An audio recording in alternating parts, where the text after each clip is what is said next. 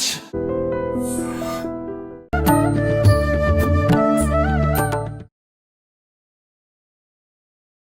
నమస్కారం, welcome to I dream. ధర్మ మార్గం విత్ విజిత కార్యక్రమానికి స్వాగతం. ప్రస్తుతం మనతో పాటు ఉన్నారు శ్రీ లక్ష్మీ నరసింహ ఉపాసకులు, ప్రముఖ ఆధ్యాత్మికవేత్త శ్రీనివాసుల అనంతరామ శర్మ గారు. ఇప్పుడు వారితో మాట్లాడి మరిన్ని విషయాలు తెలుసుకుందాం. నమస్తే అండి. నమస్కారం అండి. నరసింహారావు. మనకు పితృపక్షాలు ఆల్రెడీ ప్రారంభమైపోయాయి. వీటిని మహాలయ పక్షాలు అని కూడా అంటారు. అంటే ప్రత్యేకించి దేవత ఆరాధన కోసం ఒక్కొక్క మాసంలో ఒక్కొక్క దేవత ఆరాధన అని చెప్పి విశేషంగా మనం చేసుకుంటూ ఉంటాం. కానీ ఇది ముఖ్యంగా ఈ మహాలయ పక్షాలు ఈ 15 రోజులు పితృదేవతల కోసం అంటే అలా చేశారు అని అంటే దీని వెనకాల కూడా ఏదో ఒక ఆంతర్యం ఉండే ఉంటుంది. ఏంటి ఆంతర్యము? మరి ఈ రోజుల్లో మనం ఏం చేయాల్సి ఉంటుందో వివరించండి. ఇక్కడ పితృపక్షములు 15 రోజులు. పక్షము అంటే 15 రోజులు. పితృదేవతల కోసంగా నియమించబడ్డది 15 రోజులు మాత్రమే. ప్రతి సంవత్సరం కూడా భాద్రపద బహుళ పాడ్యం మొదలుకొని అమావాస్య వరకు ఉంటుంది. అమావాస్య రోజు కూడా పితృపక్షం కిందికే వస్తుంది. అమావాస్య ఇంకా పవర్ఫుల్గా ఉంటుంది. కాకపోతే ఏంటి అసలు ఇది ఎందుకు వచ్చింది? మనకి అన్ని దేవతారాధనలు ఉన్నాయి, ప్రతి దేవతకి ఒక్కొక్క మాసం అని మీరు అన్నట్లుగా ఉంది. మరి పితృపక్షాలకు 15 రోజులు మాత్రమే ఎందుకు? ఒక నెల మొత్తం ఎందుకు లేదు? ఇలా కూడా ఆలోచించుకోవాలి కదా. అయితే ఇక్కడ ఏమైంది అంటే, మన కర్ణుడు తెలుసు కదా, దానవీర శూర కర్ణ అని చెప్తాం. కర్ణుడు వారు అనేక రకాల దానాలు చేసి ఉన్నారు.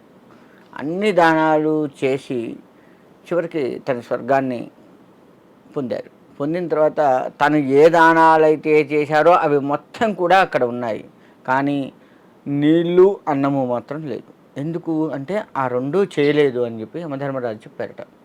చెప్పగానే యమధర్మరాజును వేడుకున్నాడు, నన్ను మరొకసారి సశరీరముగా భూలోకానికి పంపించగలరా అంటే, శరీరంతో నన్ను భూలోకానికి పంపించగలరా అంటే, ఆయన చేసిన దాన గుణాలకు మంచి ఉదారుడయ్యి యమధర్మరాజుల వారు భూమి మీదుగా పంపించారు. ఒక 15 రోజుల్లో ఇతడు పెట్టిన వారికి పెట్టకుండా అన్నదానము చేస్తూ, అసలు ఎడమ చేతితో చేసేది కుడి చేతికి తెలియదు, కుడి చేతితో చేసేది ఎడమ చేతికి తెలియకూడదు అన్నట్లుగా ఏది కూడా పట్టలేనంతగా ఆయన అన్నదానాలు, పెద్దలకి నువ్వుల నీళ్ళు వదిలిపెట్టించి వారికి ప్రీతిగా చేసేటువంటి పిండ ప్రధానాలు, ఇటువంటివన్నీ కూడాను వచ్చేసి అటు పెద్దల్ని తరింపజేశారు, తను తరించిపోయినాడు. ఒక 15 రోజుల వరకు చేశారట. ఇలా చేసి మళ్ళీ స్వర్గాన్ని అధిరోహించారు. స్వర్గంలోకి వెళ్ళగానే అక్కడ ఇవన్నీ కూడా ఉన్నాయి, అన్నము నీరు అన్నీ ఉన్నాయి. అప్పుడు అర్థమైంది కర్ణుడికి, ఎన్ని దానాలు చేసినా అన్నదానము పితృదేవతలకు సంబంధించినటువంటి ప్రీతిగా ఏది చేయాలో అవన్నీ కూడా ఖచ్చితంగా చేయాలి, అవి చేస్తేనే ముక్తి కలుగుతుంది అని చెప్పేసి కర్ణుడికి అర్థమయ్యి అప్పుడు యమధర్మరాజును వేడుకున్నారు. నేను వెళ్ళిన ఈ 15 రోజులు ఏవైతే ఉన్నాయో ఆ 15 రోజులు పితృదేవతల కోసంగా నియమించి చేయండి అని చెప్పేసి వేడుకుంటే యమధర్మరాజు కూడా సంతోషించి పితృదేవతలకై ఎవరెవరైతే కార్యక్రమాలు చేయరో ఈ 15 రోజులు కనుక అత్యంత భక్తి శ్రద్ధతో చేసేదే శ్రాద్ధం అని చెప్పబడ్డది. అలా భక్తి శ్రద్ధలతో ఎవరైతే పిండ ప్రదానాలు, తిలోదకాలు వదులుతూ పిండ ప్రదానాలు చేస్తూ దాన ధర్మాలు చేస్తూ, ముఖ్యంగా అన్నదానము. ఇవాళ అన్నదానం అనేసరికి కూడా ఏమవుతుంది అంటే సాత్విక ఆహారాన్ని పెట్టడం తగ్గిస్తున్నాం మనం, రజోగుణానికి సంబంధించిన ఆహారాన్ని బాగా పెడుతున్నాం. ఉదాహరణకు బిర్యానీలు కూడా అన్నదానంలో చేరుస్తున్నారు. కానీ అలా చేయకూడదు. సాత్వికంగా ఉండేటువంటి ఆహార పదార్థాలు, పప్పు, కూర, పులుసు, చారు ఇలా ఉంటాయి, మజ్జిగ, ఇలాంటివి మాత్రమే చేయాలి. బిర్యానీలు మసాలాకు సంబంధించిన ప్రతి కూడా రజోగుణ తమో గుణాలని పెంచేది, అటువంటివి కూడా అన్నదానాలు చేస్తున్నారు, అది తగదు. కాబట్టి అటువంటివి కాకుండా సాత్వికంగా ఉన్నటువంటి అన్నదానాలు అందరూ కూడా చేస్తూ ఉన్నట్లయితే పితృదేవతలు తరించిపోతారు అని చెప్పేసి అభయం ఇచ్చారు యమధర్మరాజుల వారు. కాబట్టి ఈ 15 రోజుల్లో ఎవరైతే పితృదేవతలకు సంబంధించి ఇన్నాళ్ళు చేసుకోలేదో ఈ 15 రోజుల్లో గనక చేసుకున్నట్లయితే తప్పకుండా వారికి ముక్తి కలుగుతుంది. పితృదేవత ఆశీర్వచనం ఏదైతే ఉందో అది వంశాభివృద్ధికి దారితీస్తుంది. మరి వంశాభివృద్ధి అనగానే కొడుకులు పుడతారు. ఫస్ట్ వచ్చే ఆలోచన జనానికి ఏంటంటే కొడుకులు పుడతారు. అవును అవును నా తర్వాత నా కొడుకు వంశం, తర్వాత వాడి కొడుకు వంశం, ఇలా నా వంశాభివృద్ధి అవుతుందంటారు. వంశాభివృద్ధి అంటే కొడుకులు పుట్టాలి, అది ఒక కారణం. కానీ ఆ కొడుకు ప్రయోజకుడు కావాలి కదా. అవును వాడు పెద్దవాడైన తర్వాత చక్కగా ఇంటికి ఉపయోగపడాలి, సమాజానికి ఉపయోగపడాలి, దేశానికి ఉపయోగపడాలి. అలా ఉన్నవాడే ప్రయోజకుడుగా చెప్పబడతారు. అవును ఇంట్లో ప్రతిసారి తల్లిదండ్రి సంపాదించింది తీసుకొని తాగి గోల చేసేవాడు ప్రయోజకుడు కాదు. సమాజాన్ని ఆగం చేసేటువంటి వాళ్ళు మనం చూస్తున్నాం, ఎంతోమంది ఉన్నారు. అవును అలాంటి వాడు కాదు. మరి దేశాన్నే భ్రష్టు పట్టించి దేశంలో ఉన్నటువంటి ప్రతిదీ కూడాను ఇతర దేశాలకు చేరవేస్తూ ఉండేవాడు దేశద్రోహిగా చెప్పబడుతూ ఉంటారు. మరి అటువంటి వాడు వంశాభివృద్ధికి వాడు ప్రయోజకుడు కానట్టే కదా. అవును అది కాదు. వంశాభివృద్ధి అంటే కొడుకు పుట్టాలి ఎంత నిజమో, వాడు ఉన్నత స్థానాలను అధిరోహిస్తూ మన వంశాన్ని, మన తల్లిదండ్రుల పేరు నిలబెడుతూ దేశాన్ని కూడా ఉద్ధరిస్తూ ఉన్నటువంటి వాడైన వాడే వంశాభివృద్ధిలో ఉన్నటువంటి వాడు.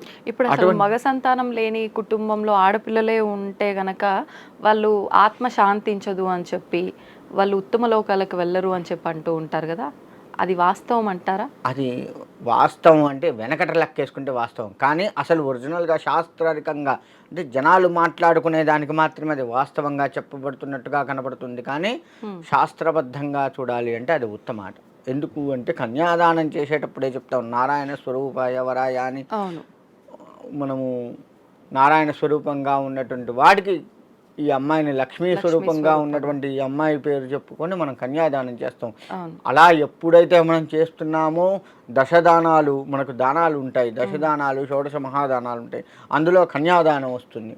కాబట్టి ఇటువంటి అమ్మాయిని ఆ విధంగా భావిస్తూ కనుక మనం కన్యాదానం ఎవరైతే చేస్తున్నారో పైన 7 తరాలు కింద 7 తరాలు కూడా తరించిపోతాయి. ఓకే, రాబోయే 7 తరాలు కూడా తరించిపోతాయి. అటు మాతృవంశానాం పితృవంశానాం ఈ తరాలు కూడా తరించిపోతాయి. అటు తండ్రి వైపు తల్లి వైపు ఇద్దరి తరాలు కూడా తరించిపోతాయి. మరి తరించిపోతున్నాయి అని చెప్పి వేదమంత్రమే అంత ఇదిగా చెప్తూ ఉంటే మనం మనకు ఎంతసేపు మగపిల్లలు పుట్టాలి, వంశాభివృద్ధి అవుతుంది, వాడు మాత్రమే మనల్ని ఉత్తమ గతులకి చేర్చగలడు అని చెప్పేసి అనుకోవడం అది అవివేకంగా చెప్పబడుతుంది. మన చదువులు మన ఇవన్నీ కూడా మిడిమిడి జ్ఞానంతో ఉన్నటువంటి వాళ్ళం. నీకు ఒకటి చెప్పమని చెప్పా, నువ్వు ఆయనకు ఒకటి చెప్పమని చెప్పు. ఆయన దీన్ని ఏమవుతుంది, నేను ఏది చెప్పమన్నానో అది కాకుండా విస్తరిస్తూ పోతుంది, మూలం నశించిపోతుంది చివరికి అసలు వారికి చేరేసరికి. ఆ విధంగా తయారైంది. ఓకే, మరి ఇప్పుడు అసలు ఏంటి మూలం అనేది తెలుసుకున్నాం. ఈ మహాలయ పక్షాలకి ఏం చెయ్యాలి ప్రత్యేకించి? ఈ 15 రోజులు చేయాల్సి ఉంటుందా, లేదు 15 రోజులు చేయలేని వాళ్ళు ఆఖరి రోజున అమావాస్య రోజున చేసినా సరిపోతుంది అంటారు. ఇదెంతవరకు వాస్తవము? చేయాల్సిన విధానాలు ఏంటి? 15 రోజులు మొత్తం చేయక్కర్లేదు. గతించిపోయినటువంటి వారి పుణ్య తిథి కనుక తెలిసి ఉంటే ఈ 15 రోజుల్లో ఆ తిథి ఎప్పుడు వస్తుందో ఆ రోజు చేస్తే సరిపోతుంది. ఒకవేళ వారు ఎప్పుడు చనిపోయినారో తిథి అదంతా తెలియదండి, ఆ చనిపోయిన డేటు అవి కూడా సరిగా మాకు గుర్తులేదు. ఇప్పుడు మనకేంటంటే డేటు టైము తెలిస్తే తిథి తెలుసుకోవచ్చు పండితుల ద్వారా. అది కూడా తెలియదండి, సమయం కానీ ఈ సంవత్సరం కానీ నెల కానీ సరిగా మాకు గుర్తులేదు, అప్పుడెప్పుడో కదా అని చెప్పేసి అనుకున్నటువంటి వారు ఈ అమావాస్య నాడు వారిని తలుచుకుంటూ గనక చేస్తే ఖచ్చితంగా వారు ఏ తిథి నాడు చనిపోయినా సరే, ఏ మాసంలో చనిపోయినా, ఏ సంవత్సరంలో చనిపోయినా ఈ అమావాస్య రోజు నాడు చేసింది ఖచ్చితంగా వారికి అంది తీరుతుంది. అందులో ఎటువంటి సందేహం లేదు. ఇక చెయ్యవలసిన విధి ఏంటి అంటే, మనము బ్రాహ్మణ్ణి పిలుచుకొని వచ్చి తిలతర్పణములు ఎవరెవరి పేర్లు అయితే చేస్తామో, ఎవరెవరికైతే వదిలిపెట్టాలనుకున్నామో గతించిన వారి పేర్లు అన్నీ కూడా గోత్రము పేరు చెప్పి వారికి తిలోదకాలు ఇవ్వాలి. అంటే నువ్వుల నీళ్లు వదిలిపెట్టాలి. అది కూడా ఈ విధంగా వదిలిపెట్టాలి. ఇక్కడ నుంచి పడితే నీరు ఇలా వెళ్ళాలి, ఇలా వెళ్ళి రాగి, మళ్ళీ స్టీల్ పనికిరాదు, రాగి కానీ ఇత్తడి కానీ ప్లేట్ పెట్టుకోవాలి. ఉంటే వెండి బంగారము వజ్రాలు కాదు వారి ఇష్టం, కానీ కనీసంగా రాగి ఇత్తడి అయితే తప్పదు. అది కూడా లేకపోతే మట్టి పాత్ర అంతే. అలా అంటే ఎవరి శక్తి కొలది వాళ్ళది.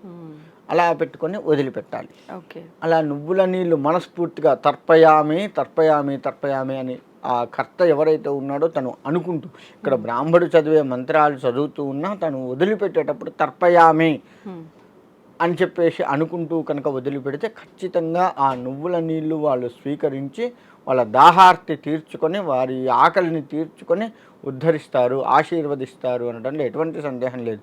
ఒక్క మహాలయ పక్షాల్లోనే కాదు, ప్రతి ఆదివారము మధ్యాహ్నం 12 గంటలకి పితృదేవతలు మన సింహద్వారం దగ్గర ఎదురు చూస్తారట, ఆహా! ప్రతి ఆదివారము కూడాను. ఓకే. చూసి నా కొడుకులు ఏమైనా నా కోసం చేస్తున్నారా అని ఎదురు చూసి చేస్తారట. చెయ్యకపోతే కొంచెం బాధతో వెళ్ళిపోతారట, చేస్తే అవి స్వీకరించి తృప్తిగా వెళ్ళిపోతారట. హ్మ్. అంతేకాకుండా ప్రతి అమావాస్య రోజు కూడా, ఒక మహాలయమనే కాదు ప్రతి అమావాస్య రోజు కూడా మధ్యాహ్నం 12 గంటల సమయంలో పితృదేవతలు వచ్చి చూసి మనం చేస్తేనా స్వీకరించి వెళ్తారు, లేదంటే బాధతో వెళ్తారు. అలా స్వీకరించి వెళ్ళి తృప్తిగా పొందితే వంశం మొత్తం కూడాను చల్లగా ఉండాలి అని ఆశీర్వదిస్తారు. హ్మ్. లేదు అంటే వాళ్ళు బాధతో పోతే ఆ బాధ మనకు శాపంగా మారుతుంది, అదే పితృశాపంగా చెప్తారు. అప్పుడు మీరన్నట్టుగా బ్రాహ్మణుల సమక్షంలో మేము చెయ్యలేము అనుకున్న వాళ్ళు ఎవరికి వాళ్ళు చేసుకోవాలి అని అంటే అలా నువ్వుల నీళ్ళు ఎవరికి వాళ్ళు వదులుకోవచ్చు అంటారా, మనసులో వాళ్ళని స్మరించుకొని? స్మరించి బ్రాహ్మణ సమక్షంలో చేయడమే. ఎందుకంటే మనకు ప్రతిదీ కూడా వేదం మొత్తం కూడాను చెప్పబడ్డది ఏంటి, దైవం కానీ పితృదేవతలు కానీ వేద రూపంలోనే తీసుకుంటారు వారు. హ్మ్. హ్మ్. కాబట్టి బ్రాహ్మణ సమక్షంలో మనకు తోచింది ఇచ్చినా చాలు, మరీ బీదవాళ్ళు అయ్యి ఉంటే, ఓకే. ప్రస్తుత కాలంలో కానీ బీదవాళ్ళు చాలా మంది ఇప్పుడు మీరు అన్నట్టుగా ఈ తర్పణాలు ఇలాంటి కార్యక్రమాలన్నీ కూడా అంటే చనిపోయిన 11 రోజుల వరకు, తర్వాత సంవత్సరానికి ఒక్కసారి చేస్తారే తప్ప మధ్య మధ్యలో ఇలాంటివి వచ్చినప్పుడు వాళ్ళకి నచ్చిన ఆహారం ఏదైనా వండి ఫోటో దగ్గర పెట్టుకోవడం వరకు మాత్రమే ఆచరిస్తూ ఉంటారు. అలా చేసినా సరిపోతుందంటారా తర్పణం వదలకుండా? లేదమ్మా, 12 రోజులు సూతకం ఉంది. చనిపోయిన తర్వాత 12 రోజులు, కొంతమందికి 15 రోజులు ఉంటుంది.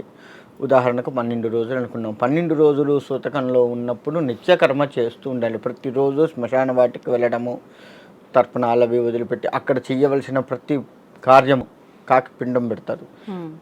అది అక్కడ పెట్టేసి కాకి పెట్టడము చేయటం, ఇలా 12 రోజులు చేయాలి. కొంతమంది చివరి 3 రోజులు చేస్తారు. హ్మ్. 12 రోజుల్లో చివరి 3 రోజులు చేస్తారు. మొదటి రోజు దహనం చేసేస్తారు, లేదంటే వారి యొక్క ఇదిని బట్టి బొంద పెట్టడం చేయడం ఇలా చేస్తూ ఉంటారు కదా. తర్వాత దహనం చేస్తే రెండవ రోజు వచ్చేసి మన అస్థిక సంచయనం అంటారు, సంచయనం చేస్తారు. అంటే అస్థికలు తీయటము, ఆ బూడిదంతా ఎత్తిపోయడము చేయడం చేస్తూ ఉంటారు. ఇది 2 రోజులు. తర్వాత లాస్ట్కి చేస్తుంటారు, లేదంటే అసలు అన్నీ కూడా లాస్ట్కే చేస్తారు. లాస్ట్ 3 రోజులే చేస్తారు. మొదటి రోజు దహనం అయిన తర్వాత చివరి 3 రోజులు చేస్తూ ఉంటారు. అలా చేస్తూ ఉన్నది సరి అయిన పద్ధతి కాదు. ఒకటి, ఒకవేళ చేసిన బ్రాహ్మణుడు మొదటి రోజు నుంచి చివరి రోజు వరకు ఎన్నైతే ఉన్నాయో అన్ని పిండాలు తనతో పెట్టిస్తాడు. లాస్ట్ అంటే రోజు చేస్తున్నట్లుగా తను మంత్రాలు చదువుతూ ప్రతిరోజు కార్యక్రమంగా 12 పిండాలు పెట్టిస్తాడు అక్కడ, చిన్న చిన్నవి అవును. చేసి పెట్టించి తరింపజేస్తారు వాళ్ళని. కాబట్టి బ్రాహ్మణుడు ఇక్కడ తప్పనిసరి. ఇకపోతే ప్రతి నెల వచ్చేస్తే ప్రతి నెల కూడా మనము తర్పణాలు పిండ ప్రదానాలు చేయటం వల్ల గతించినటువంటి వారు సూక్ష్మ శరీరం ఏర్పడుతుంది.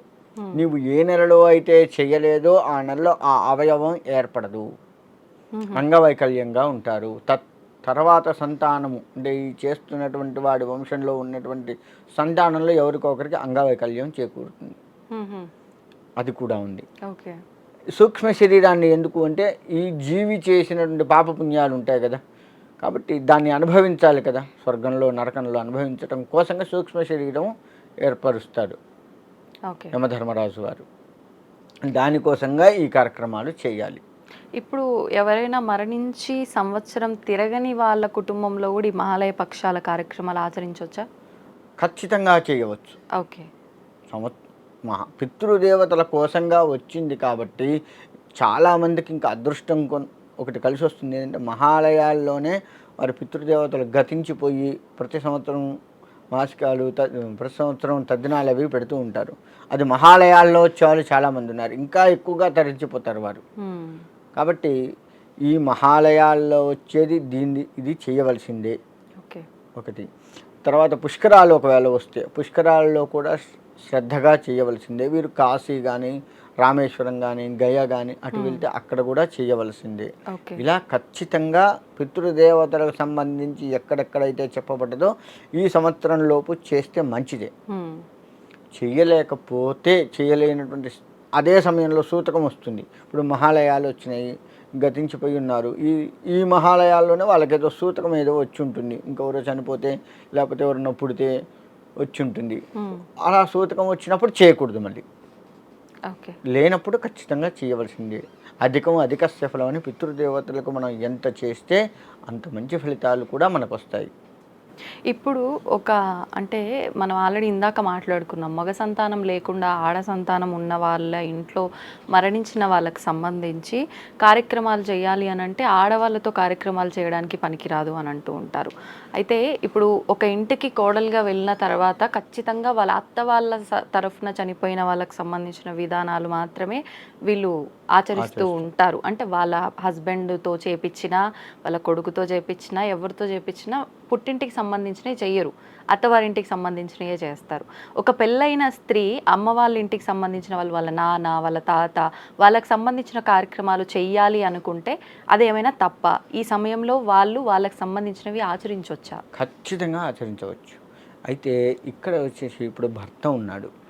భర్త తన తల్లిదండ్రులు లేకపోతే తను వాళ్ళ తల్లిదండ్రులకు ఎట్లా చేస్తున్నాడో అలానే అత్తామామలకు కూడా చెయ్యాలి. అల్లుడు ఖచ్చితంగా అల్లుడికి ఆ అధికారం ఉండి తీరుతుంది. ఓకే. ఒకవేళ ఈ యొక్క అల్లుడికి తల్లిదండ్రులు బతుకున్నారు, ఈలోపు ఈ కార్యక్రమం చేయవలసి వచ్చింది కాబట్టి అతడు చేయకూడదు, మళ్ళీ చేయకూడదు. ఎందుకంటే తల్లిదండ్రులు ఉన్నప్పుడు ఇంకొకరికి చేసే అధికారం అల్లుడికి లేదు. మరి అప్పుడు అలాంటి సమయంలో ఇప్పుడు ఈ పుట్టింటి వాళ్ళకి సంబంధించి బాబాయో పెదనాన్నో ఎవరో ఉంటారు కదా, అన్నయ్యలు ఎవరో ఉంటారు కదా, వాళ్ళ వంశానికి సంబంధించి వారితో చేయించవచ్చు. మనం ఖర్చంతా మనం పెట్టుకొని వాళ్ళని అడిగితే వాళ్ళు చేస్తారు, చేయకుండా ఉండరు. కాకపోతే పగలు ఇవి ఏమన్నా ఉంటే పక్కకు పెట్టి ఆ కాసేపు చేస్తే మంచిది. ఇటు చేసిన వాళ్ళకి మంచిది, చేయించిన వాళ్ళకి మంచిది. కాబట్టి ఆ విధంగా చేసుకుంటే చాలా ఉత్తమం. అంటే పాలివాళ్ళని అంటూ ఉంటారు. అలాంటి వాళ్ళు ఎవరు చేసినా కానీ పాలివాళ్ళు అంటే ఆ ఇంటి వాళ్ళ కిందకే వస్తారు కదా. కాబట్టి వాళ్ళతో ఖర్చు మనం పెట్టుకొని నా తండ్రికి నేను చేస్తున్నాను, నాకు అధికారం లేదు కాబట్టి నా అన్నయ్య తమ్ముడు ఉన్నాడు, పెదనాన్న కొడుకు చిన్నాన్న కొడుకు ఉన్నాడు, వాటితో చేయిద్దాము అని చెప్పేసి తనని అడిగి తనతో ఈ కార్యక్రమాలు చేయించినా కానీ ఖచ్చితంగా ఉత్తమ గతులు చెందుతాయి. ఓకే. ఇప్పుడు చాలామంది చనిపోయిన వాళ్ళ తిథి ఏదైనా ఉందనుకోండి, ఆ తిథి రోజున ఒక నలుగురిని ఇంటికి పిలిపించి భోజనం పెట్టి వాళ్ళ తరఫున అలా చేద్దాము అని చెప్పి ఫ్రెండ్స్నో ఎవరైనా రిలేటివ్స్నో పిలిచినప్పుడు, అంటే పెద్ద హంగామా హడావిడి లేకుండా నార్మల్గా ఒక నలుగురు చేయి కడిగియాలి అన్నట్టుగా భావించి పిలిస్తే కొంతమంది ఆలోచిస్తూ ఉంటారు. అంటే చనిపోయిన వాళ్ళని ఉద్దేశించి చేస్తున్న విధానం కదా, మాకు మంచి జరగదేమో వెళ్ళి తింటే అక్కడ అని చెప్పి, ఇది మూఢనమ్మకం అనుకోవచ్చా? నిజంగా అలా ఇబ్బంది ఏమైనా జరుగుతుందంటారా? మూఢనమ్మకం అనకూడదు, మూర్ఖత్వం అనాలి దాన్ని. మూఢనమ్మకం అనేది ఒకటి, దీన్ని మూర్ఖత్వం అంటారు. అంటే అలాంటి చోట్లకు వెళితే ఇప్పుడు మనకి పెద్దలు ఒక మాట చెప్తుంటారు. ఏం చెప్తారు? శత్రువు అయినా సరే చనిపోతే చూసి రావాలి. అవును, ఒక మాట చెప్తుంటారు. ఎందుకు చెప్తారు మరి? మళ్ళీ కనిపించరు పోయిన వాళ్ళు కదా, అదొకటి. రెండోది, దీంట్లో ఇంకొక కారణం ఏం తీసుకోవచ్చు అంటే చనిపోయినప్పుడు పోయి చూడాలి. 12వ రోజు వెళ్ళి అక్కడ వాళ్ళని చూసి వాళ్ళని ఆశీర్వదించి రావాలి. పిల్లల్ని చేస్తున్న కర్తలు ఎవరు ఉన్నారో వాళ్ళని ఆశీర్వదించి అక్కడ భోజనం చేసి రావాలి. తర్వాత వెళ్తే మధ్యలో మాసకాలప్పుడు వెళ్ళొచ్చు, లేదు సంవత్సరికాలప్పుడు వెళ్ళాలి. ఖచ్చితంగా వెళ్ళి వారి యొక్క ప్రసాదంగా స్వీకరించి రావాలి. ఇలా చేయటం వల్ల ఏంటయ్యా అంటే వాళ్ళతో, ఆ చనిపోయిన వాళ్ళతో మనకేమైనా బంధుత్వం స్నేహత్వం ఉంటే ఆ రుణం తీరిపోతుంది. ఇంకా సంవత్సరికంతో రుణాన్ని తీర్చుకోవటం కోసంగా వెళ్ళాలి. మరి అట్లాంటప్పుడు మా ఇంట్లో ఉంది, మా నాన్నగారి కార్యక్రమం చేస్తున్నాను, మంచి ఐ డ్రీమ్లో మంచి పరిచయం, మంచి యాంకర్, నాతో కలిసి చాలా చేసాము, వీస్తాన్ని పిలుద్దాం అని చెప్పేసి నేను పిలిచాను నిన్ను. పిలిస్తే నీకు మా నాన్నకి ఎటువంటి సంబంధం లేదు, కాకపోతే మన ఇద్దరికి ఉన్న సంబంధం రీత్యా తనతో కొంత అనుబంధం, అయ్యో వారి నాన్నగారా పాపం అని చెప్పేసి ఒక చిన్న ఇది కలుగుతుంది కదా, అటువంటిది కూడా రుణంగా పడిపోకుండా తీరిపోతుంది. ఓకే. అందుకోసం కూడా వెళ్ళాలి. ఎక్కడైనా సరే రుణాన్ని తీర్చుకోవటం కోసం వెళ్ళాలి. ఎవరిని పిలిచినా ఏం చేస్తున్నాం, ఎక్కువ శాతం తెలిసిన వాళ్ళనే పిలుస్తాం కదా, తెలిసిన వాళ్ళనే పిలుస్తాం. అంటే చనిపోయిన వాడు వీళ్ళకి తెలుసు, వాళ్ళతో మాట్లాడి చేసి సినిమాకు పోవటము, పాన్ సరదాగా సిగరెట్ తాగటం, పాన్ తినటం, ఏదో ఒకటి చేస్తూ ఉంటారు కదా కదా. ఒకరోజు సరదాగా వాళ్ళ ఇంట్లో ఎంజాయ్ చేయటం, ఏదైనా ట్రిప్కి పోయి రావడం, ఏదో ఒకటి చేస్తే ఆ రుణం అనేది ఉంటుంది కదా, అది తీర్చుకోవచ్చు కదా, ఈ రూపంలో తీర్చుకోవచ్చు. కాబట్టి కీడు కాదు, ఎటువంటి కీడు వాళ్ళకి రాదు, అందులో ఎటువంటి సందేహం లేదు. ఖచ్చితంగా వెళ్ళవచ్చు.